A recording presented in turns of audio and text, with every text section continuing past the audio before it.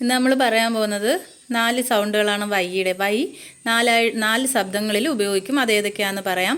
Y ആദ്യത്തേത് Y I ആയിട്ട് ഉപയോഗിക്കുന്നത്. അത് ഒരു സിലബിൾ മാത്രമുള്ള വാക്കുകളുടെ അവസാനം വൈ വന്നാൽ ലോങ് ഐ ശബ്ദമായിരിക്കും. അതായത് sky, by, my, dry, fry. ഇത് അടുത്തത് വൈ ഇ ആയിട്ട് ഉപയോഗിക്കുന്നുണ്ട്. അതെവിടെയെന്ന് പറഞ്ഞാൽ 2 സിലബിൾ വരുമ്പം ഒന്നിലധികം സിലബിളുള്ള വാക്കുകളിൽ അവസാനം വൈ വന്നാൽ ലോങ് ഇ ആയിട്ടാണ് ശബ്ദം ഉപയോഗിക്കുന്നത് വൈയെ.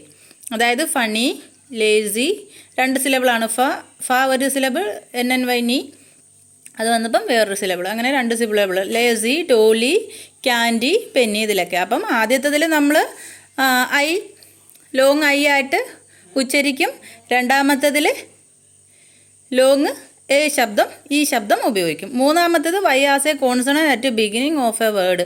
അതുപോലെ തന്നെ ഒരു വാക്കിൻ്റെ ആരംഭത്തിൽ ആദ്യം വൈ ഉപയോഗിക്കും. കോൺസണൻറ്റിൻ്റെ ശബ്ദത്തിൽ, യ ശബ്ദത്തിൽ. ഉദാഹരണം യോക്ക്, യങ് തുടങ്ങിയവ.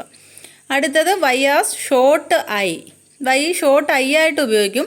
അതെവിടെയാണെന്ന് ചോദിച്ചാൽ in the middle of a word. വേർഡിൻ്റെ നടുക്ക് വശത്ത് വൈ വന്നാൽ ഐ ആയിട്ട് ഉപയോഗിക്കും. ഉദാഹരണം ജിം.